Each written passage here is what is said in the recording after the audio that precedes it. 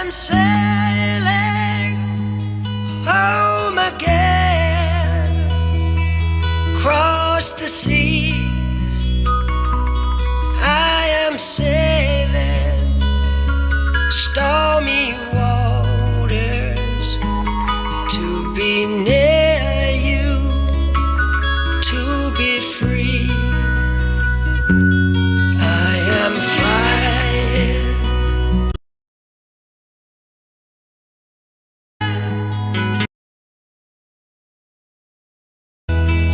across the sky. I am flying, passing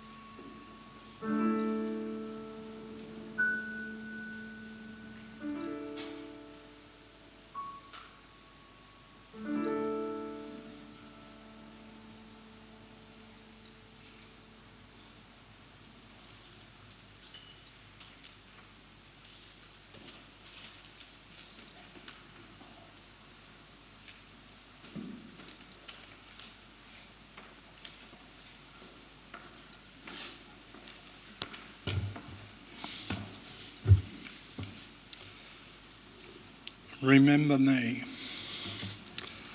Speak of me as you have always done. Remember the good times, laughter and fun. Share the happy memories we've made. Do not let them wither or fade. I'll be with you in the summer's sun and when the winter's chill has come. I'll be the voice that whispers in the breeze. I'm peaceful now, but put your mind at ease. I've rested my eyes and gone to sleep, but memories we've shared are yours to keep. Sometimes our final days may be a test, but remember me when I was at my best.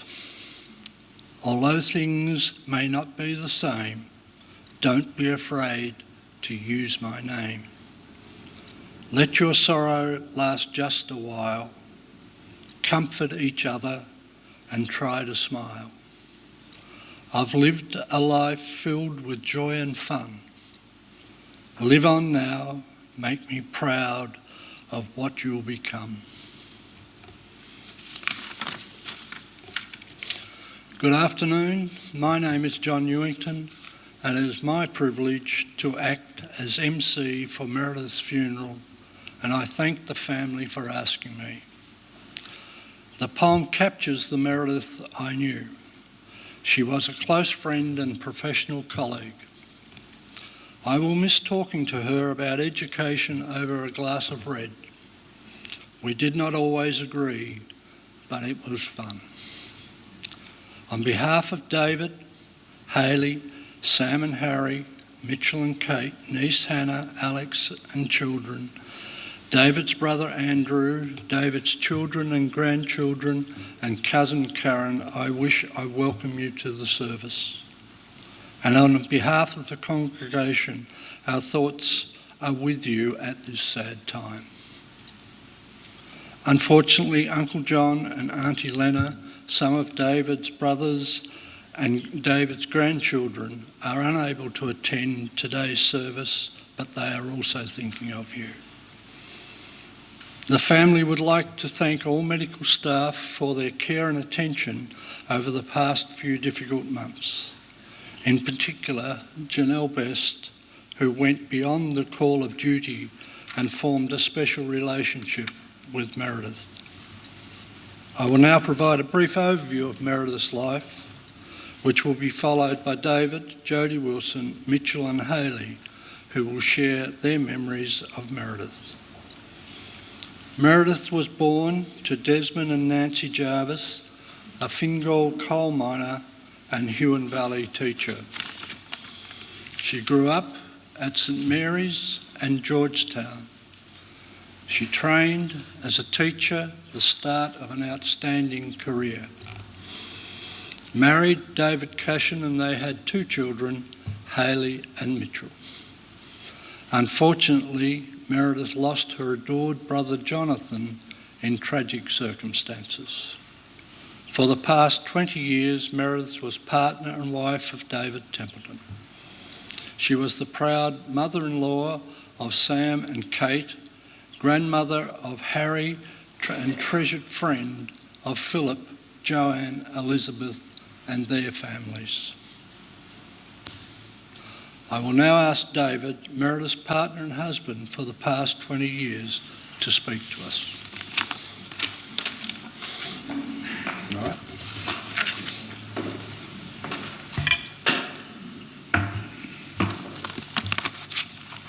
All right.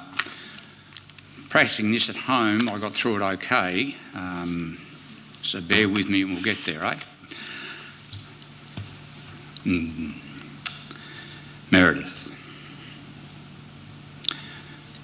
I welcome you here today as we celebrate Meredith.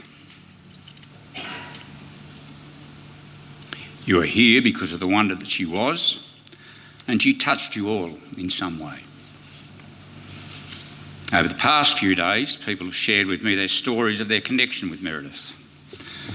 They've talked of her warmth, kindness and generosity, the way in which she teeth back in, the way in which she supported them and the difference they made in their life, the difference she made in their life. She valued people not for what they were, but for who they are.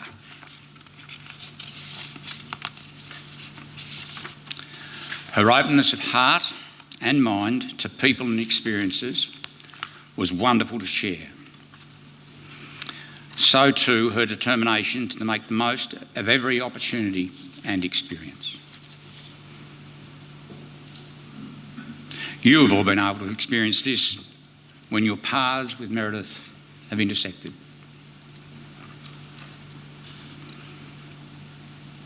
She's been an outstanding classroom teacher, an educational leader, and a true friend of so many of you. I'm doing all right, so I'll stop there for a second. I became a frequent shopper at Priority 1 over the last few weeks. And it was just marvellous to walk in and have somebody who worked there want to talk to me about her, the teacher, grade 6, Sheffield, years ago. And how everybody just wanted to be in her class. It was delightful. I kept on going back. That's better. Meredith was a wonderful and devoted mother to Hayley and Mitchell, and in Harry embraced the delight of just being grandma. She took pleasure as first Sam and then Kate joined the family. I digress again. Meredith was operated on the 11th of December. Unless my memory fails me, and it often does, Mitchell and Kate had an engagement party on the 21st of December in Melbourne. 11th of December, something like 20% of her brain was removed. On about the 13th of December, she sat up in bed and said to the doctor, "Is it all right if I go to Melbourne this weekend?" She did not want to miss a moment of it. Where did I get to? Meredith also established a special and loving bond with each of my children, Philip, Joanne and Elizabeth, and with my grandchildren. And so too with Denise, Hannah, Alex and their brood. How lucky then am I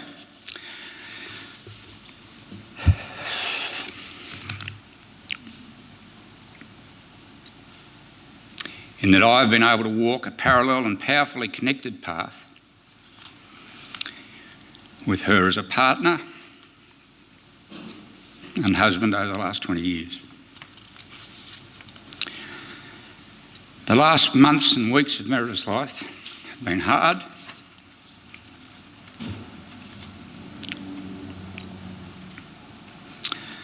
but love makes you strong.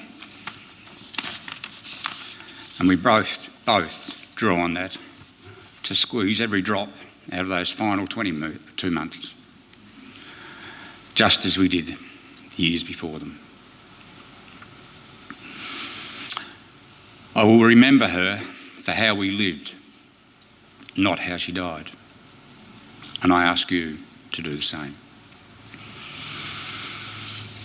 Ours was a wonderful partnership, and as time allows the pain of the moment to become perhaps a little less acute, there is so much richness to enjoy from all we shared and the memories we made.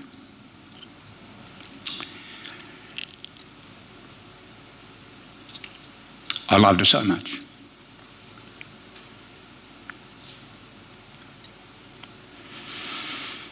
My life with her was a joy, and I am a better person for it.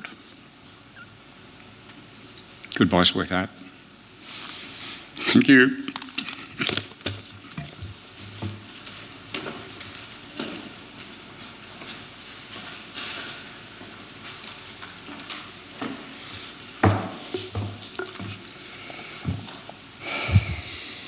I'll now call on Jodie Wilson, the Deputy Secretary of the Department of Education and close friend of Meredith,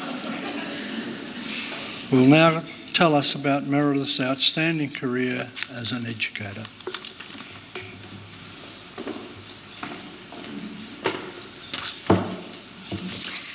Well, what a class act. Meredith was not only wonderfully suited to teaching, leading and mentoring, she defined it, and did so entirely her own way. Meredith began her teaching in 1979 and gained her full accreditation, her Tasmanian Teaching Certificate, in 1981. From Upper Burney to Wynyard, Sheffield to Wesley Vale and finally to Nixon Street, Meredith left a trail of excellence and warmth. Early in her career, a superintendent wrote of her teaching, well prepared, conscientious, full of novel and interesting ideas. That was Meredith to a T. Over 25 years, I've had the privilege of Meredith as both a colleague and a dear friend. In all that time, I've admired her high standards and the polish she brought to everything she touched.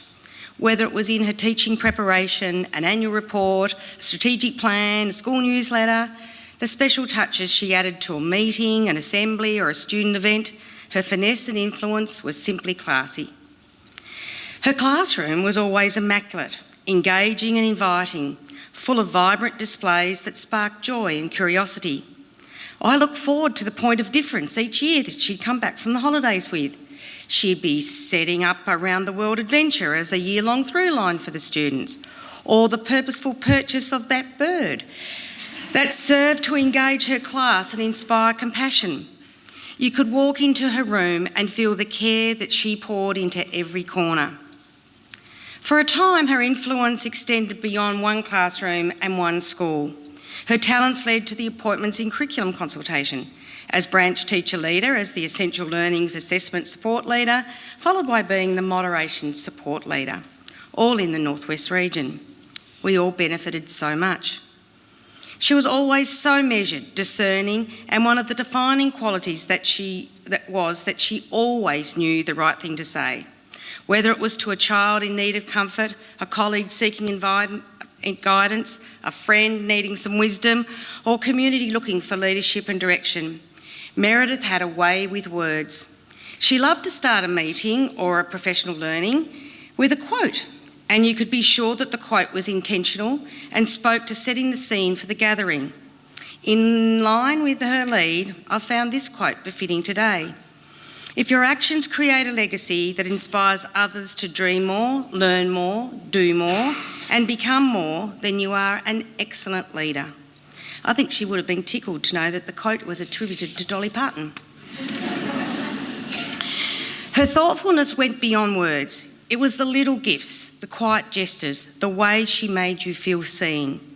We spent years working closely together across 2 schools, and for the most part, we had a ball. Both were career highlights, and we reminisced a lot. We loved leading a whole school event, and even when the work was really hard, it was effortless to turn up knowing that she was with us. Meredith's practice was exemplary, truly at the forefront of contemporary education, focused on supporting every child to discover their talent and their path. She built rapport effortlessly, led with integrity, and inspired in her words. Her leadership was formally recognised when she was named Principal of the Year in 2017. The citation reads, Meredith is an exceptional educator who epitomises the department's values and mission.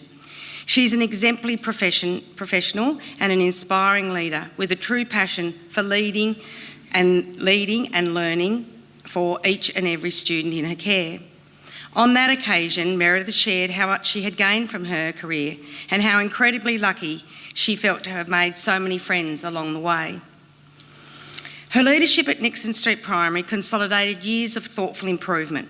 With a strong vision for school development, she empowered her leadership team and those around her to build a vibrant professional learning community. Her career was marked by innovation and insight, and after she retired, and for many years, she was an esteemed principal mentor for many. As the mentor, she guided others through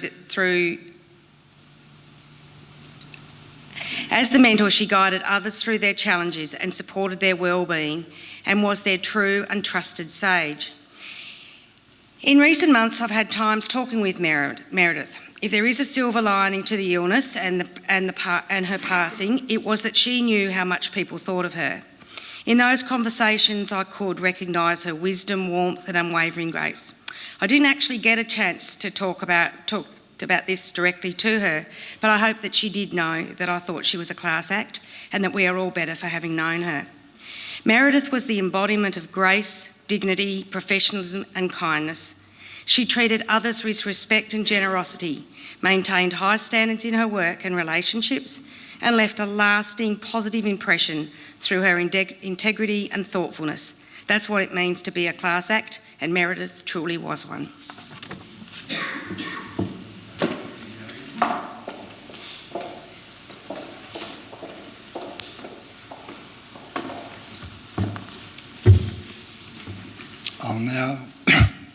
I'll now invite Mitchell to come and share some thoughts about his mum.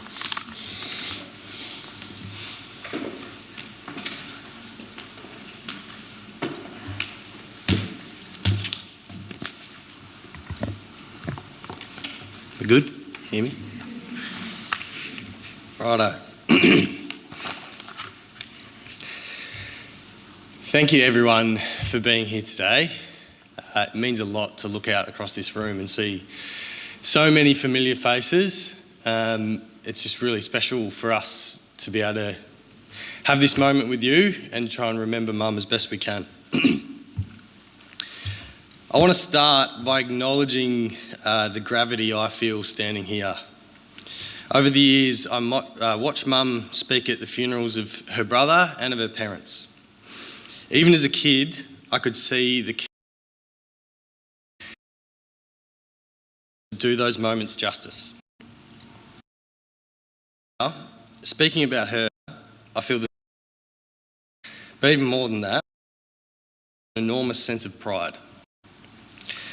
Adding to the challenge, of course, is knowing that Mum always wrote and spoke with perfect grammar and never misspelled a word. Two traits that, despite her best efforts, she never quite managed to pass on to me. So please forgive any rough edges. I know she'd spot them straight away. I grew up in a home that was absolutely filled with love. Even more than that, though, it was filled with support. It was a place where we were always encouraged to learn, grow, and try new things. In other words, Mum was a teacher at home too. When I was young, I remember there was always another holiday being planned. I once asked Mum why we didn't have a big TV or fancy toys or a bigger house, and she just smiled and said, "We choose to spend our money on experiences together, and that's what's most important." At the time, I thought that was crazy. I wanted a big TV and 24/7 access to Fox Footy. But looking back now, those trips to Queensland, WA, the Great Ocean Road, down to the east coast of Tassie, they're some of my happiest memories. Everything was organised to the finest detail because that's what Mum did. She pulled the strings to make sure we had the experience she wanted us to have. Even if it meant she didn't always enjoy herself as much as she could have, if Hayley and I were happy, Mum was happy. One example of this stands out. It was 2001 and we were at the beginning of a family road trip across the east coast of Victoria. The car was packed like a game of Tetris and I was buzzing after buying my first ever cricket bat from the Greg Chappell cricket store. Unfortunately, there wasn't time for me to use it yet, and I had to sit in the back seat staring at it, sitting under the driver's seat, waiting for my first chance to use it. We stopped in Frankston to do some shopping, big mistake. While we were there, our car was robbed. They took everything of Mum's. They took her clothes, her makeup, her hairdryer, the lot. But the first place she rushed to check was under the driver's seat to make sure my cricket bat was still there. When she saw it was safe, she smiled and she told me how happy she was. That was Mum. She could lose everything, but if we were okay, she was okay. Christmas was another perfect example of her dedication. Every year, the house would be covered in handwritten lists covering everything from meal plans, gift ideas, and decorations, all multiplying by the day. That never changed right up until our last Christmas. Even though she wasn't as mobile as she would have liked, the lists were still multiplying, and poor David was being sent out 3 times a day to make it all happen. We didn't have a big family, but Mum made sure we always felt connected and loved. Another special memory from growing up was birthday cakes. Mum was a huge advocate from the Women's Weekly Children's Birthday Cake book. Obviously, a few people know what that is. Every year, Hayley and I got to pick a cake and she'd make it happen. For my 3rd birthday, it was a truck filled with lollies. And after that, it was footy grounds and soccer pitches and cricket fields and basketball courts, anything sport related I could come up with, right up until about the age of 10. Then about 3 years ago, Mum decided to revive the tradition and make one more footy cake for my 30th birthday. It looked exactly like the one from 25 years earlier, right down to the green coconut grass. She even sent Sam out to buy some AFL figurines off Facebook Marketplace to finish the masterpiece. And that brings me to her cooking. I know everyone says that their mum was the best cook, but mine actually was the best cook. And I can prove it. Mum's cooking became famous amongst my friends. Her pinwheels became a staple of every grand final day, every birthday, and every major event. For those that don't know what I'm talking about, please refer to the back of your bookmark that you received and know that the information that you have there has been in high demand for many years, so consider yourselves very lucky. Her pinwheel legacy even made it to our wedding. Despite everything she was going through, Mum brought enough for everyone at the reception. I was in charge of serving them, so I can't guarantee everyone received one. But they were there, and that's what mattered. As a mother, Mum had her own particular style, which evolved as I grew up. As a child, if I did something wrong, usually a cricket-related tantrum, she never yelled. That was Dad's department. Mum's approach was far scarier. She'd wait until things had calmed down, find a quiet space, and sit me down for one of her calm, quiet discussions about how I was feeling and why I behaved that way. It was terrifying. As a teenager, it was much the same. Her feedback was always subtle, and I never saw it coming. One minute I thought everything was fine and normal, and the next I'd realise, oh, shit, this is serious. As an adult, her approach changed again. She stopped giving me direction and started giving me total support. I know there were times she probably wanted to make decisions for me or step in, but she always understood the importance of letting me learn and grow.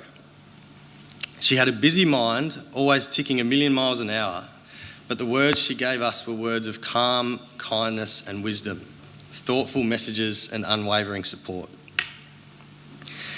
Thank you to Jodie for sharing some stories of Mum's career. She was so passionate about her work, and she would have been so grateful for the way you spoke about her today.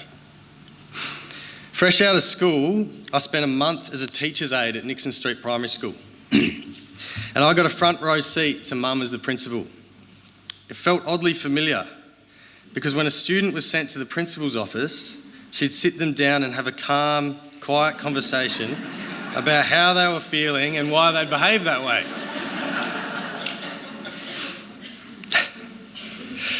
My final reflection is this. Mum always turned up. For the happy things and for the hard things, she was there. With that same loving smile, ready to have a caring conversation and to set my mind at ease and make me feel special. Mum's final months were difficult for us all, and I know they're not the moments she'd want us to focus on today, but I can't finish without acknowledging you, David. Thank you for your unwavering care, patience and love. Your dedication to Mum's well-being was truly remarkable. I honestly don't think there's a greater test of love of what the two of you faced together, and you passed it with absolute grace.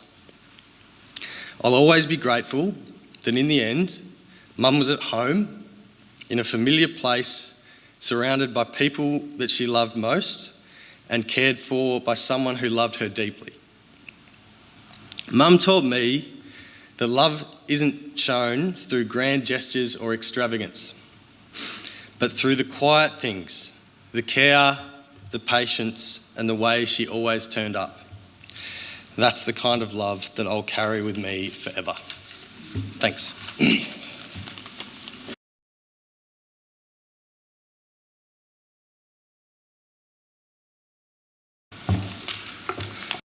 Thank you, Mitchell. Hayley, it's your turn to talk about your mum.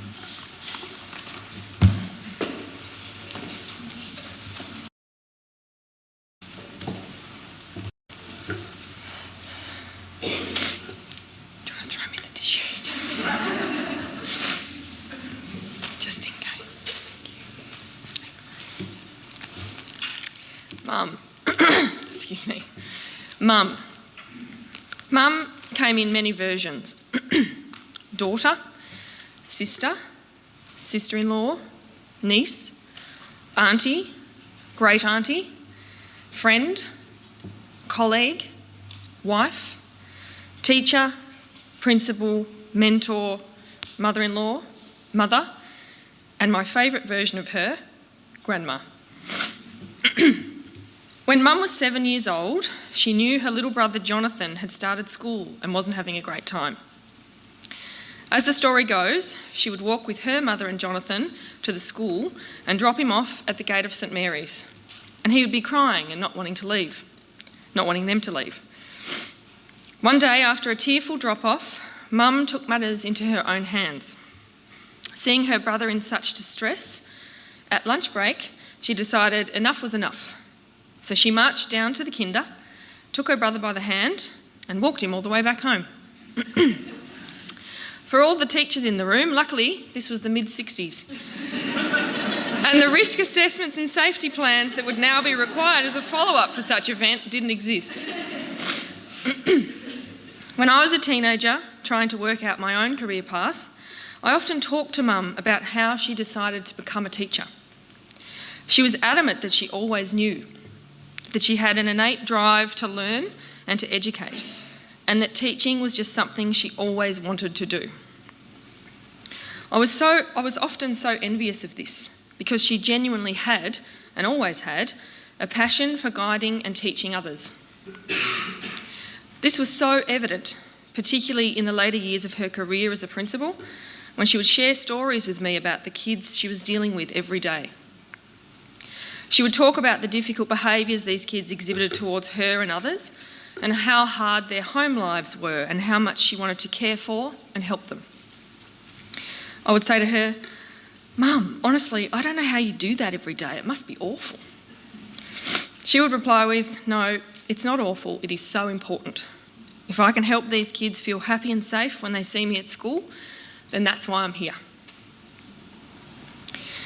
Mum was always so encouraging of me, of anything I wanted to try or learn.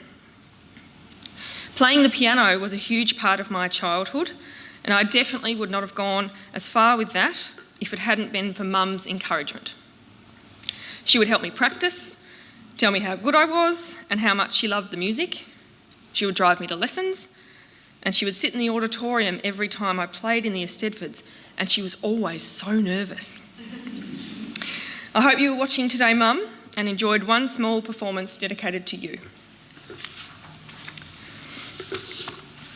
Mum was also very encouraging of me when, at 19, I decided it was time to move to Melbourne and go to uni and study the Arabic language. Crazy, I know, but Mum was so encouraging. So encouraging, in fact, that on the first year that I lived away for my birthday, she decided to skip school and fly to Melbourne for the day. At 20 years old, I was slightly embarrassed, but now I totally understand why she didn't want to be away from her firstborn baby on her birthday. What's more, Mum flew to Melbourne with a homemade birthday cake in her carry-on luggage. And she'd taken the time to Google the Arabic phrase for happy birthday, and then she had it printed onto the cake. She always was a beautiful overachiever. There are also times when Mum wasn't so encouraging of me. I remember being 12 years old and invited to a friend's birthday party, a group of 12-year-old girls going to the movies together. Sounds simple enough. However, the movie in question was rated M. My goodness, the agony of this. Mum was concerned that there wouldn't be any parents there and she didn't know the movie and she wasn't sure it was appropriate. After much angst on both our parts, Mum decided, in collusion with my bestie's mum, Sandra Pask, that the best solution was for Mum to pay full price to go and view the film first so that she could A, report back to Sandra on the themes in the film, and B, as a consequence, have a talk with me about any said themes that might have come up. Needless to say, I was mortified. I always knew that this would be a core memory for me, and I was adamant I would never do anything like this to my child. Mum and I recently shared a lovely moment when we reflected and laughed about this particular debacle, and I told her that as a mother myself, I can now envisage myself doing something very similar. Sorry, Harry. Mum was the embodiment of dutiful daughter, but she loved her parents and had a particular soft spot for her dad. I remember watching her balance work, life, a marriage and motherhood alongside caring for her ageing parents. She worked so hard on all fronts, and I struggled to understand why she put so much into it. Now I get it, and I understand that to love a parent sometimes equals deep care and commitment. The last few months with Mum were really hard, but I'm so grateful I could give back even a fraction of the love and care that she gave to us.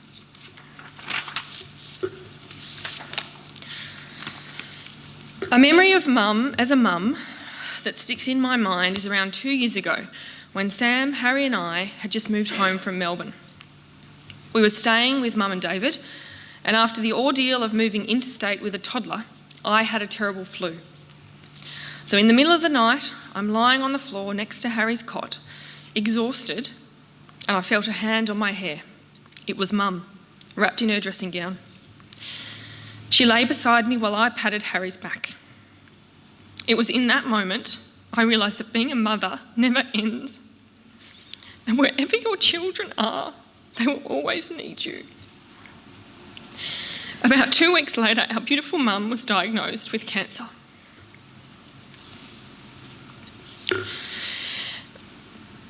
My favourite version of Mum was when she became grandma to our wonderful Harry. Apologies in advance for the photo montage you're about to see, as it's largely taken up by photos of Mum and Harry, but I feel confident that she would have wanted it that way. Mum adored being a grandma, and I relished every moment that she got to spend with Harry. To say she spoilt him would probably be an understatement, but I loved watching her shop for him, research the best toys on the market, read books to him, sew clothing for him, and generally marvel at every little thing that he did. For a child who is only 3 years old, he's already travelled so much, and that is largely thanks to Grandma. Among other locations, Harry has shared 3 trips to Mum and David's favourite spot, Magnetic Island, where Mum delighted in showing Harry her favourite beaches. Mum has already profoundly shaped the person that Harry will become, and I am so grateful for that. Thank you to all the friends and family who have supported Mum and our family through the last few years. Anyone who called, said hello, brought flowers, cooked food, and sent their love, thank you. To David, it was a privilege to witness your beautiful demonstration of love and dedication as you cared for Mum. Titch and I thank you from the bottom of our hearts, and we will be forever grateful.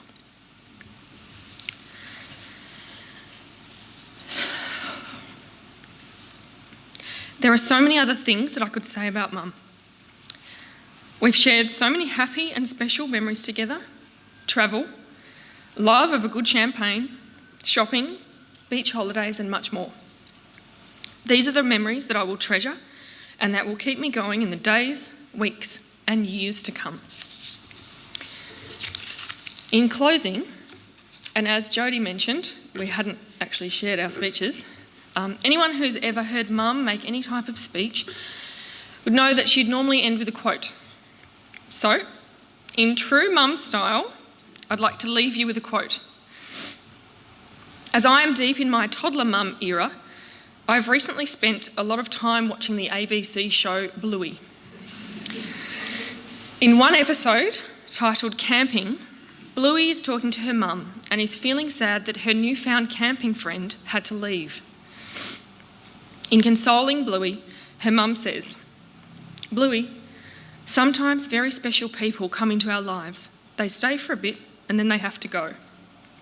It's sad, but the bit when they were here was happy, and maybe that makes it all worth it."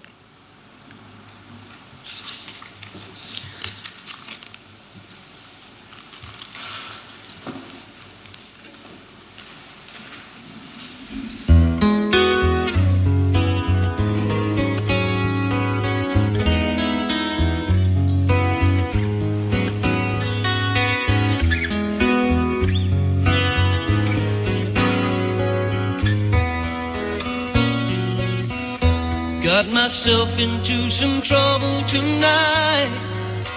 Guess I'm just feeling blue.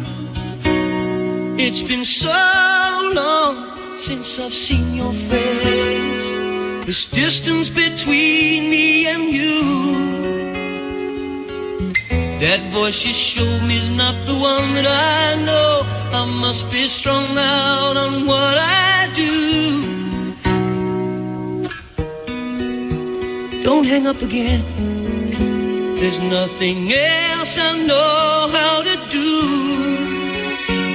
But I burn for you. What am I gonna do? Burn for you.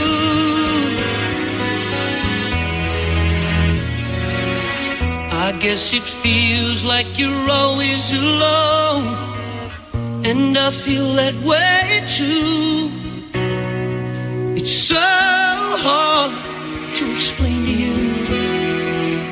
Please understand what I do. I burn for you.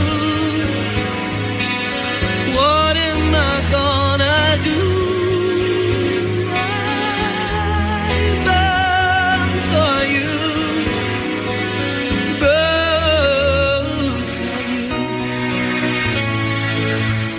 Took my trouble to a bar tonight for another point of view. But there's nothing new. I'm missing you. I burn for you. What am I gonna do?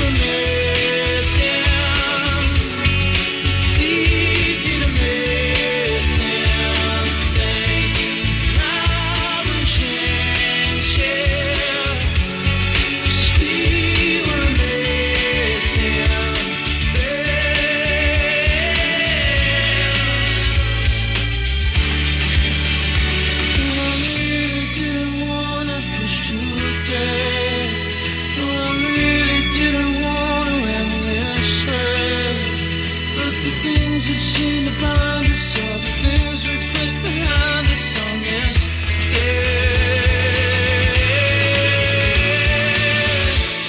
'Cause you were amazing, and we did amazing things, and I wouldn't change it. 'Cause we were amazing.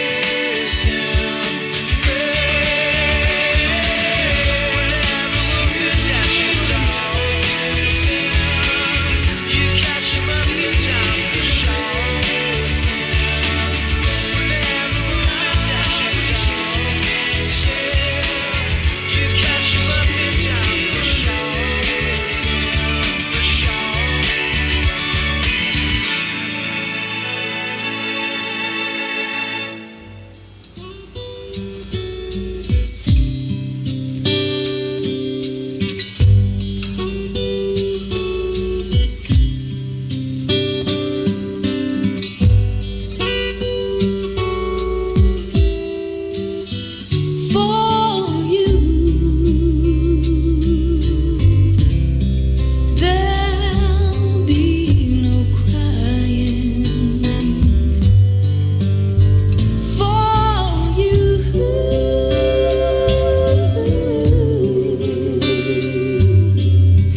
the sun will be shining, 'cause I feel that when I'm with you, it's alright. I know it's right. And the songbirds keep singing like they know the score. And I love you, I love you, I love you, like never before.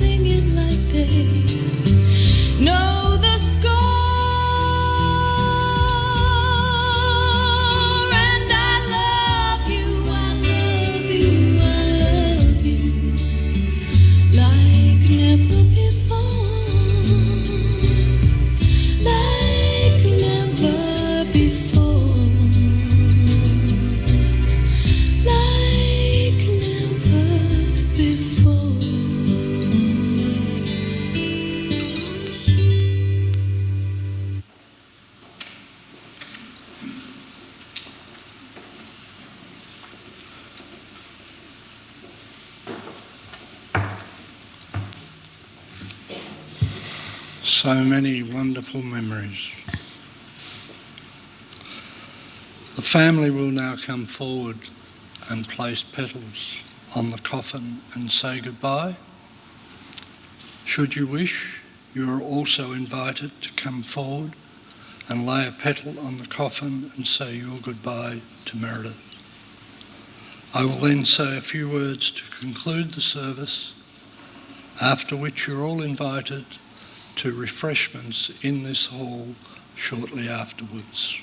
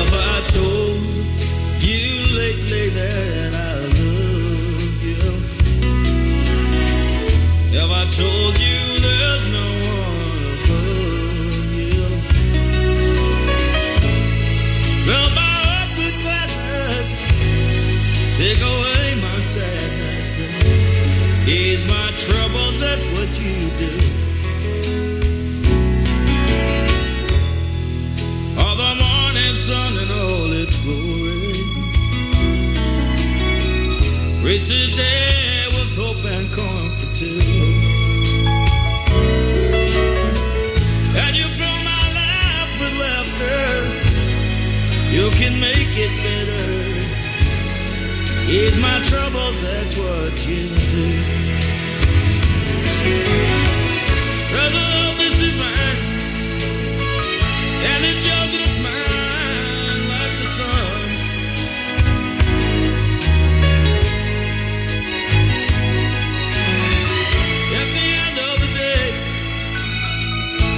We should give thanks and pray to the one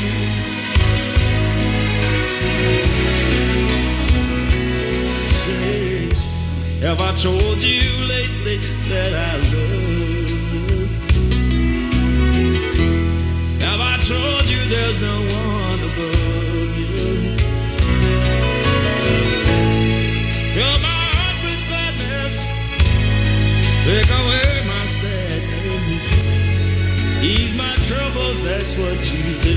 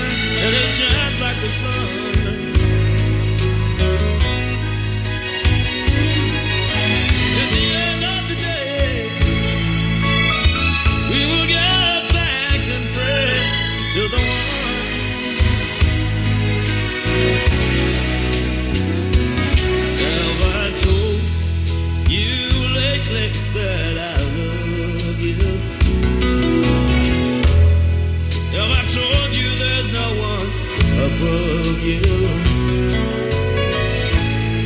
Fill my heart with gladness, take away my sadness, ease my trouble, that's what you do.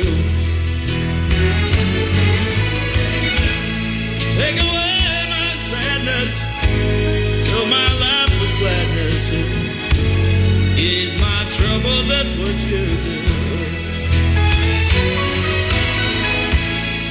Fill my life with gladness, take away my sadness, ease my trouble, that's what you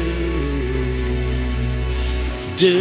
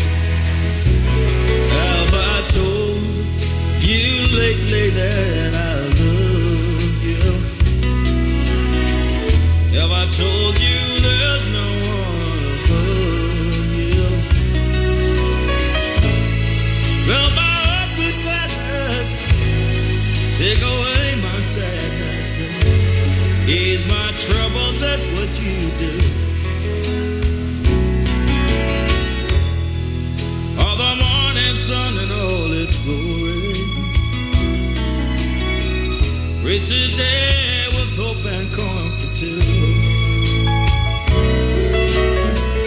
And you fill my life with laughter. You can make it better. Ease my troubles, that's what you do. Brother, love is divine, and it's yours and it's mine like the sun.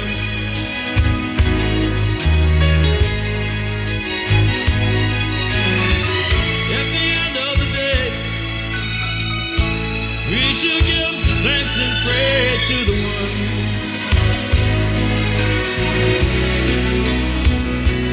Say, have I told you lately that I love you? Have I told you there's no one above you? Fill my heart with gladness, take away my sadness, ease my troubles, that's what you do.